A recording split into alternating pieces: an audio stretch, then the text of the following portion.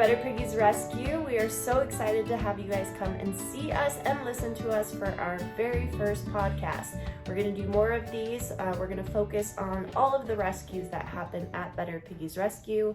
Better Piggies is a 501c3 nonprofit. We are dedicated to the rescue, rehabilitation, adoption, and education of potbelly pigs.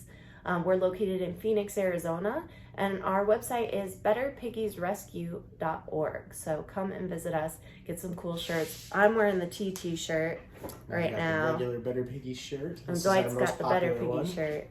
That is the most popular one. So if you're interested in purchasing those, go to betterpiggiesrescue.org.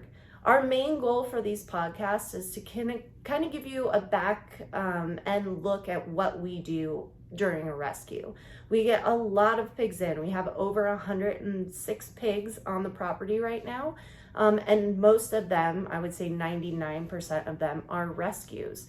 And everybody always asks, hey, what happened with this pig? What happened with this pig? So we thought we'd do a podcast just kind of explaining what happened to each and every pig.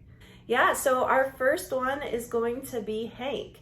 Hank is not the most well-known pig at the sanctuary, but he is somebody that is really dear to our hearts. Hank is about 15 years old, we're estimating. Again, he was a rescue, and he is the oldest one at the sanctuary. He lives with the old guys in the old guy pen, and you can clearly make out Hank from the fact that he doesn't have a tail. He has a cropped tail. So if you go into the old guy pen, look for the black pig with a cropped tail, and you will find Hank. And he'll probably yell at you. He is a bit crabby, but he loves getting cuddles when he's in the mood. Again, he's old, so we let it slide. I don't remember the exact month, day that we got him. I just remember it was probably summertime around April, May of 2020, right at the beginning of the pandemic. Yeah, right at the beginning. So we were really being careful at the sanctuary during the pandemic. Oh yeah. So I think it was a Monday or a Sunday afternoon. I don't remember. But we work in coalition with Ironwood Pig Sanctuary down in Marana, Arizona. They're quite large. They have over 700-800 pigs. They usually have about 600 to 800 pigs at a time. And Ironwood Pig Sanctuary, and if you've listened to me speak at all, or Dwight, is one of the main reasons why we got into rescue. They are an amazing organization. We work hand in hand with them. They give us a call if there's a rescue in Phoenix. We call them if we get a rescue in Tucson. So they gave us a call on this particular day. Yeah, so they gave us a call and they said, hey, the Phoenix Police Department contacted us. They're looking for help on trying to get this pig rescued. Basically, here in Phoenix, Arizona, there really isn't any government agency, organization, anything like that actually acts as animal control when it comes to livestock, other than the Department of Agriculture, which we also work with very closely. We have a very great working relationship with them. Even though they kind of deal with the agricultural production side, they still understand the compassionate side of pet ownership with these same animals, so they work with us a lot.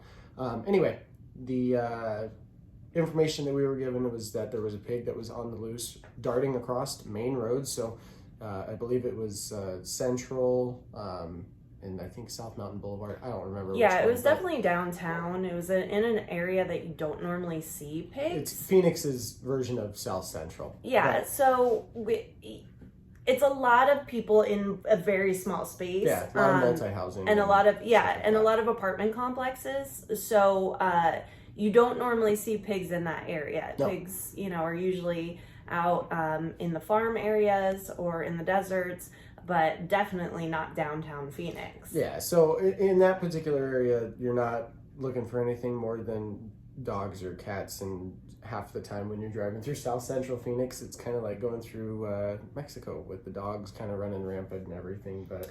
Yeah, and it's funny because when the representative from Ironwood called us, he did note that the Phoenix Police Department were there, but he noted something pretty funny. Do you remember what that was? Police department said that he had a really large tumor on his hind end. Yeah, he's, we kind of laugh in rescue. You get a lot of people that haven't seen a lot of pigs before, so we get a lot of tales of, oh, this is a javelina because they're multicolored, or yeah, it's a boy, and then you get there and it's a girl. So when the police were telling him, hey, he has a large tumor on the back end, we kind of laughed. Testicles. Yeah, we were like, oh, it's balls. Like, they just don't know what they're looking at. These cops have no idea what they're doing, So the representative from Ironwood put us in contact with the Phoenix Police Department, which we regularly communicate with. And they call us out because there's nobody else for animal control here for pigs and whatnot in the valley. So we end up going down to this location, and again, like she said, the police officer was like, yeah, he's got a large tumor back there. It looks real odd. And we're like, okay. But he did describe it like the size of a softball or a baseball, something like that. And I'm like, well, I don't know. We'll see. We always ask for pictures anytime there's a rescue. It's hard for police officers to send pictures, but most people will. Yeah, but that's a really key thing. If you ever come in contact with a pig that needs to be rescued, take a ton of pictures. That needs to be rescued, because the people that are coming to get them, us included, we need to know how big they are, so we need to know what size kennel they need to fit in, or, our piggy trailer, if it's going to work or not going to work. We need to know where they are, because if they're in like the back of the house, we can't bring the piggy trailer back there, so we'd have to get a kennel.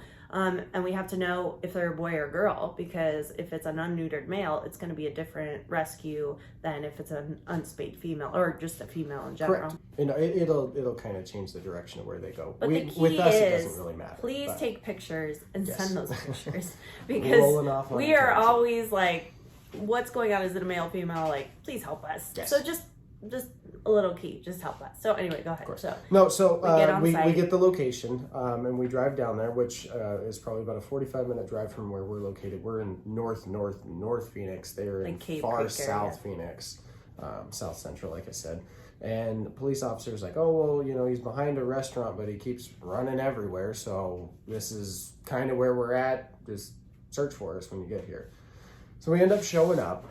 And to preface things, on every on every single rescue that we roll out on, we have kind of a process as to the start and finish of how we get everything done. We also have a lot of equipment that we take with us in preparation for virtually any scenario that we run across, especially in the urban environments. It's a lot different than the open desert. So based off of all those factors, we bring a certain amount of equipment, which includes usually a truck with our piggy trailer. That pretty much goes on every single rescue, just because we never know how large the animal's going to be, how many there's going to be sometimes.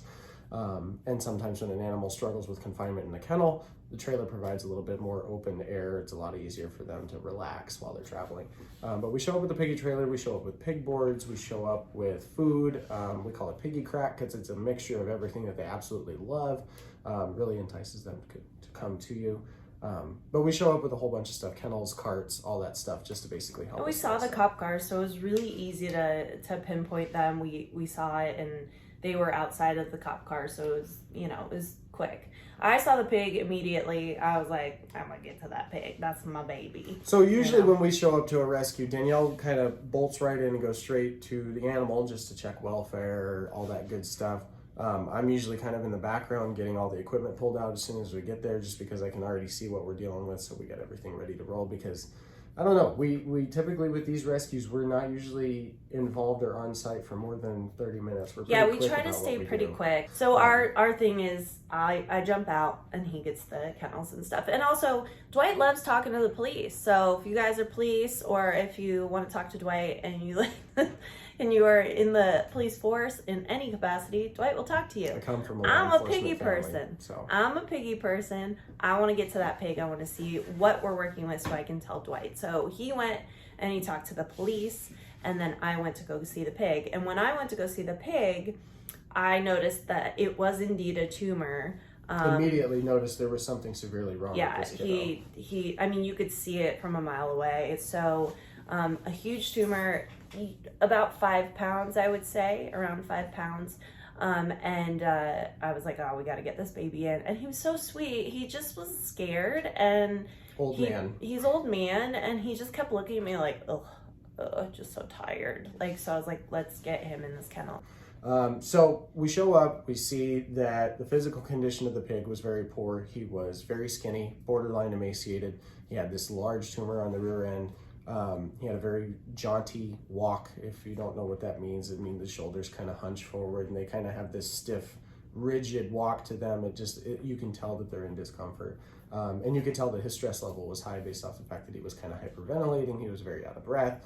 And it's April, so it's warm. It wasn't hot, yeah. but it was warm. And especially if a pig is out in that open, or where the street was, there was very little dirt, so he had no place to cool off. It's a condition we call overexposure whenever Yeah. you're out exposed to the elements too long. Yeah. So anyway, she starts dealing with trying to start working with the pig. That usually involves getting close to the ground so that they see that you're non-threatening. It's using a very calm, steady, collective voice with a cadence to it, so that they kind of understand that there's nothing threatening about you. Yeah, and never trying to make that initial first contact. Yeah, putting your finger out for them to sniff or boop the snoot, I call it, just to kind of get that trust. I'm not going over. I'm not like trying to grab at them, especially piglets. Never trying to grab. I'm just going, okay, it's okay, so that there's he knows a that process I'm okay. to it. It's not like a dog catcher where they just show up and they throw this thing around their neck and they're like, all right, we're going.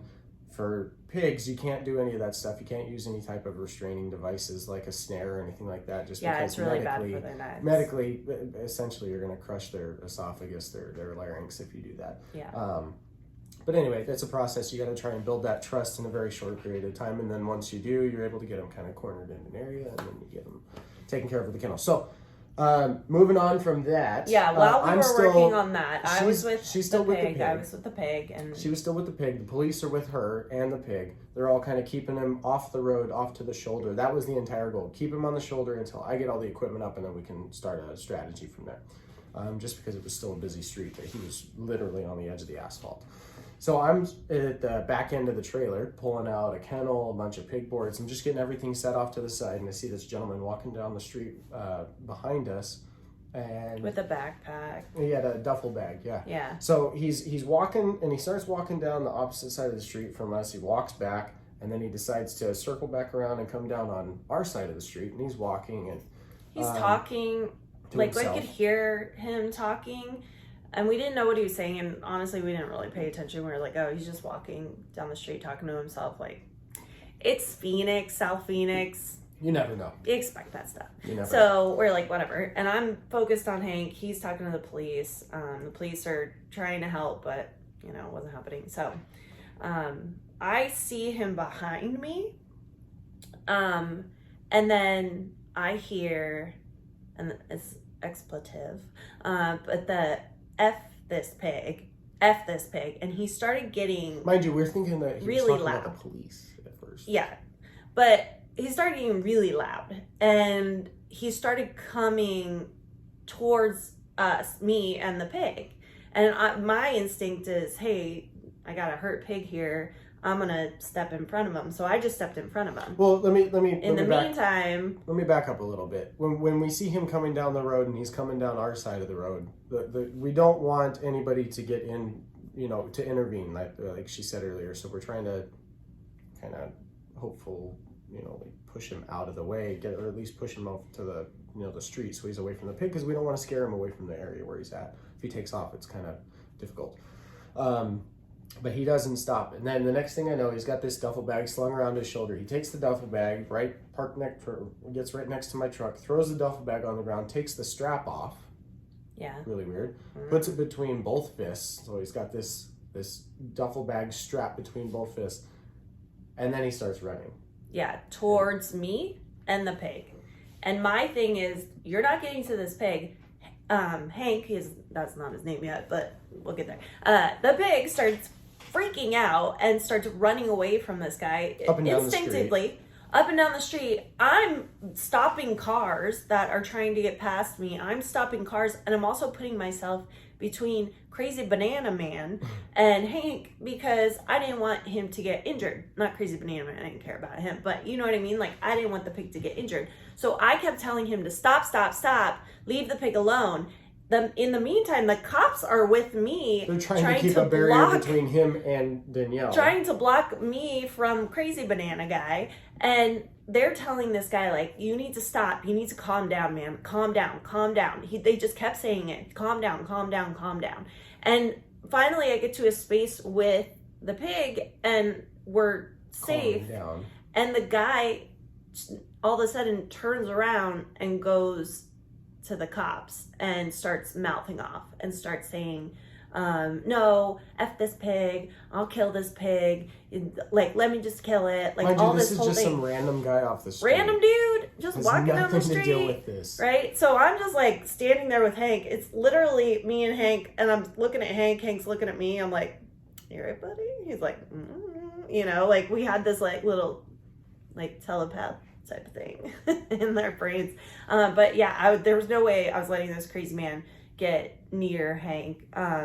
So he's and Dwight is in the back in shock, not knowing what to do. And it's not necessarily like I have to protect everybody. It was just, he was just trying to let the I was trying to process what I needed to do, because you have Danielle running in circles, you have the pig going down the street, Danielle following, and then this guy is running around the police, and then around Danielle, and then around the pig, and then around the other, and then coming back toward me, and then going back. And I mean, it's just like, I was kind of really confused as to like what I should do, because you're out there protecting the pig. I didn't want to add another person. At the same time, I didn't want to hurt the guy, even though, I mean, little me would have tried to hurt the guy, I'm sure. If he tried you never know. But, and then the police are in the middle of the whole thing, and they're giving him commands and whatnot. He's not listening at all. He's just getting more and more aggravated. Obviously on something.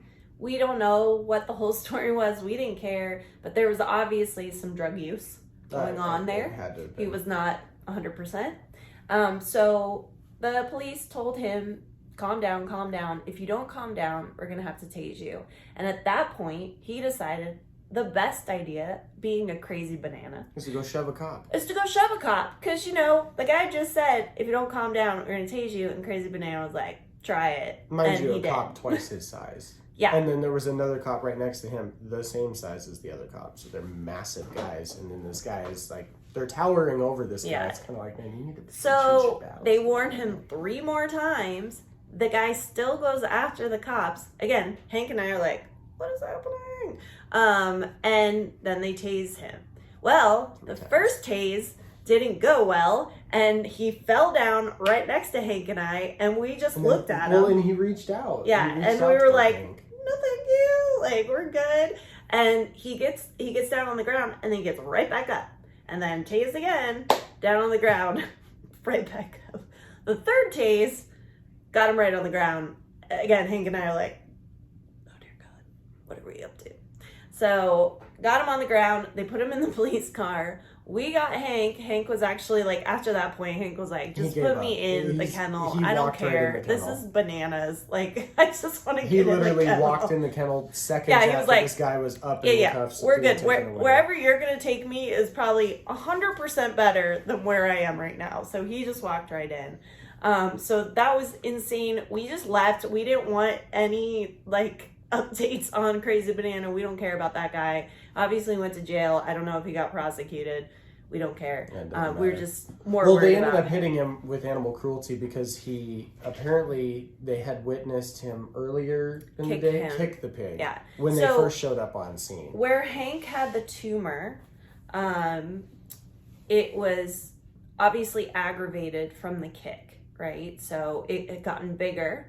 After he was kicked in the tumor area, it had gotten bigger. So what we saw was the outcome of what that guy did. And it wasn't until after this guy had been knocked down and arrested before the police officer was like, hey, I'm just letting you know we're throwing animal cruelty on this guy, because earlier when we saw him, he walked by, kicked the pig, and then took off. And we're focused on the pig. So this guy obviously knew this pig, didn't like him, and was like had a person of Maybe, vendetta or against he was this just pig. cracked out and didn't know how to get out I of the think it's that neighborhood. one. I don't know, but anyway, so when Hank went straight to a vet clinic. It's Palm Glen Animal Hospital, located in Northeast Phoenix, about 43rd Avenue Northern for you locals, with Dr. Mangone, who is an incredible vet, by the way. Incredible clinical vet. Yes. He's mainly a small animal vet, which means dogs and cats. But he does work on potbelly pigs and whatnot, and he's saved a bunch of lives. Ironwood Pig Sanctuary loves working with him down here. AZ Piggy Network, they love working with him. He's an amazing doctor. We use him when our pigs have to be hospitalized. Yeah, when our pigs have to be hospitalized. Otherwise, we use Arizona Mobile Vet. Those guys. Yeah, but we brought Hank there, and we just thank you to Carrie for getting him in, because Carrie is our contact at Ironwood, and she pulled a bunch of strings and got him in ASAP. They were able to remove his tumor, which was great, and he is cancer free. There is no cancer in there. Did not metastasize. It did not, so we're really excited about that. And then we got him back here, and he's been a dream. I love him so much. Super low maintenance. Well, but except for he's your regularly scheduled treats that it's very so a upset when fun you thing miss. about Hank is that when he was sick, he had to take pills, and so I put pills in bread, and I put pills in double stuffed Oreos, just to get them to take them. And Hank loves double stuffed Oreos. Like, that's his favorite thing. So if you ever need to take a pig or give a pig a pill, double stuffed Oreos is like the best thing. I'm saying it so weird. I don't know why. I think it's just double stuffed Oreos. And they are vegan, by the way. So I give this to Hank every day when he needs to take his antibiotics after the neuter and the tumor removal. They just wanted him to be. He also had pneumonia when they picked him up. He had very bad pneumonia that he still wheezes a little bit from. We always have to monitor that, but so he had to be on antibiotics. So every day I would go out and I would give Hank his double stuffed Oreo with his antibiotics. Mm-hmm. Well, still to this day, if Hank sees me, if I'm cleaning up the poop in the morning, he doesn't care. But if he sees me go inside the house and come out with any sort of like treat or anything, he's at the gate. It's time for my treat. He loves it. And now when I have to give the other kiddos antibiotics, because Dexter's on antibiotics and Jelly Bean, so they're kind of in the same area, Hank needs to get a treat or else he will not leave me alone. So now when the other kids get antibiotics, he still gets a treat. But that's just Hank. He's the sweetest old man, crabby man that we love him so much. Yeah.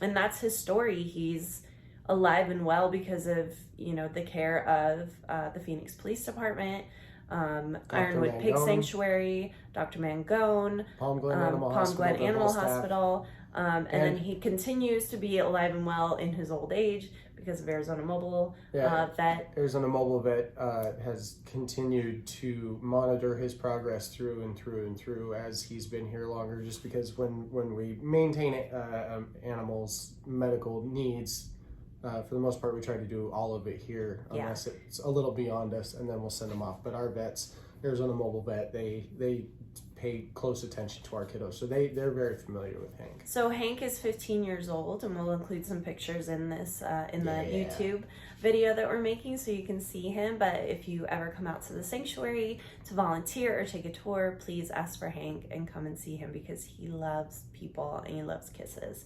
So that's Hank's story. It's just one of the many that we're going to share. One of the more guys. exciting ones. I've never had a man tased in front of me while protecting a pig. I don't know. That's a first for me. I hope that's my last, because I never want to do that again. But he's definitely unique, and we love him very much. So please come and see Hank, because he would love to meet everybody. Fun fact, Hank is our oldest pig. Yes, Hank is 15. We're estimating he's about 15 years old based on... It's based off of the x-rays that they had done, so you can see the growth plates where they're at, the teeth, and then sometimes you can tell by the hooves. Also we got some information from the people around his general area saying he was over 10. So anyway, so he will live his life out at the sanctuary. We will not adopt him out. He is an old man, so he gets to live here forever. Plus, like, I'm in love with him, so he can't go anywhere because that's my baby. And I think he enjoys being a grouch with me. He does like to be a grouch, and he needs double stuffed Oreos, guys. And like, if he doesn't get his double stuffed Oreos every day, there's gonna be a problem. So if you want to know something, you can donate. Yes. To Better Piggies Rescue. It Yes, would be double stuffed Oreos on behalf of Hank. Yes, it would only be for Hank. Well, it would be for the rest of the kiddos for their Everybody antibiotics. gets an Oreo, but whatever, they deserve mainly it. for Hank. They But all because deserve everybody it. gets an Oreo, we go through them very quickly. We go through them. So, Fries loves us because we buy a ton of double stuffed Oreos, We buy a but ton of only on everything sale, for 2 Fries, for but- $5. But anyway, so this is just one of the many stories that we will share with you guys. Hopefully we can get these up and running every week so you can kind of see a different or listen to a different pig every week and hear their story and just know a little bit more about the rescues that happen at Better Piggies Rescue. Again, my name is Danielle. I'm Dwight. Yeah, we're Better Piggies Rescue. If you need any more information or if you want to follow us on Facebook, Instagram, or TikTok, we're on TikTok now, please do. We're at Better Piggies. And then, of course, you can find all information on donations, volunteering, and, just general piggy info on betterpiggiesrescue.org. Again, that's betterpiggiesrescue.org. We are a 501c3 nonprofit. I always like to throw that in at the end. Thank you so much for all your donations support. are tax deductible. Yes, that's true. Just saying. That's true. We will give you a tax letter. But thank you so much for all of your support. We love all of our followers. We love everybody that supports us. We couldn't do it without you, and we couldn't save beautiful babies like Hank without you. So thank you, thank you, thank you. And we will talk to you guys soon.